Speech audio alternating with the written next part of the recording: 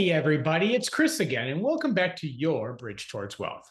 Now, if you're new here, please just take a moment to subscribe and hit that notification bell so you won't miss out on any of our next informative videos. Today, what we're going to talk about is an important decision many retirement savers grapple with, and that is, should you do a Roth conversion? So a lot of people have heard about this, but before we dive into it, let's break down really what a Roth conversion is. A Roth conversion refers to the process of moving your retirement savings from a traditional IRA into a Roth IRA. Now, this move has some tax implications, which is why it's a decision that should be very carefully considered. See, in a traditional IRA, your contributions are typically tax deductible going in. So this means you don't pay taxes on the money you contribute to the account in the year you make the contribution. However, when you start taking money out in retirement, those withdrawals are going to be taxed as regular income. So conversely, in a Roth IRA, contributions are made with after-tax dollars, meaning you've already paid taxes on the money you're putting into the account. The key benefit here is that the qualified withdrawals, that is the money that you're going to take out in retirement, is tax-free. So the question is, should you do a Roth conversion? Well, that's going to depend on several factors. So let's walk through these one by one. First, let's consider your current and then your possible future tax rates. Because if you anticipate being in a higher tax bracket when you retire, a Roth conversion might make sense because you pay taxes now at that lower tax rate instead of later when you're going to be in a higher one. To better understand how current and future tax rates impact your decision, let's take an example. Let's say currently you're in the 24% tax bracket and you have $100,000 in a traditional IRA. If you decide to convert this entire amount to a Roth IRA, you'd owe $24,000 in taxes now. That's 24% of $100,000. But here's where it gets interesting. Suppose you anticipate being in a higher tax bracket, let's say 32% when you retire. If you didn't convert and decided to withdraw that $100,000 in retirement, you would owe $32,000 in taxes on the withdrawal. That's $8,000 more than you would have paid if you had converted. See, by converting, you pay taxes now at a lower rate, potentially saving you money in the long run. Of course, this is a really simplified example and doesn't consider potential growth or loss in the account amongst a bunch of other factors, but it does illustrate the basic idea. Because as you can see, anticipating your tax situation in retirement can significantly influence your decision to convert or not.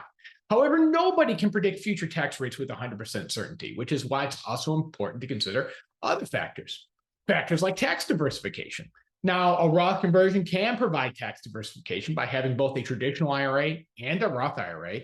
You can better manage your tax liability in retirement. This means you have the flexibility to withdraw from the account that will have the least tax impact depending on your specific situation each year. Imagine you're retired and have both a traditional IRA and a Roth IRA. Your total income, including Social Security and other sources, puts you just below the threshold for the 24% tax bracket. Now, let's say you need an additional $10,000 for some unexpected expenses. If you withdraw from your traditional IRA, that extra income could push you into the higher tax bracket, resulting in a larger tax bill. But if you withdraw from your Roth IRA, because withdrawals are tax-free, it doesn't affect your taxable income. Therefore, you stay in your current tax bracket, avoiding a potentially higher tax bill. This is how having both a traditional IRA and a Roth IRA can give you flexibility in managing your tax situation from year to year. And that's really the essence of tax diversification. But remember, tax laws can change and everyone's financial situation is different. It's always a good idea to discuss your specific circumstances with a financial advisor or tax professional, and they can provide personalized advice tailored to your unique needs and goals. So let's also consider required minimum distributions, or RMDs. Traditional IRAs require you to start taking distributions at age 72, whether you need the money or not, potentially increasing your tax liability. Roth IRAs don't have RMDs, so you can let the money grow tax-free as long as you live. This may all sound great, but there are potential downsides to a Roth conversion. In addition to the tax implications now needing to owe taxes on the money, let's not forget the 5-year rule, because in a Roth IRA, you must wait 5 years or until the age of 59 and a half, whichever comes first, to withdraw your converted balance penalty-free. Remember, there's no one-size-fits-all answer to whether a Roth conversion is right for you. It's a decision that should take into account your current financial situation, your future tax bracket expectations, and your retirement plans. So let's go through a quick recap. A Roth conversion might be beneficial to you if you think your tax rate will be higher in retirement, you want to diversify your tax exposure, or you want to avoid required minimum distributions. But on the flip side, remember the tax consequences of the conversion itself and consider the 5-year rule. Financial planning is a deeply personal endeavor, and while we've covered the basic considerations here, it's always a good idea to consult with a financial advisor or tax professional who can take a comprehensive look at your individual circumstances. Make sure any decision that you make is an informed one.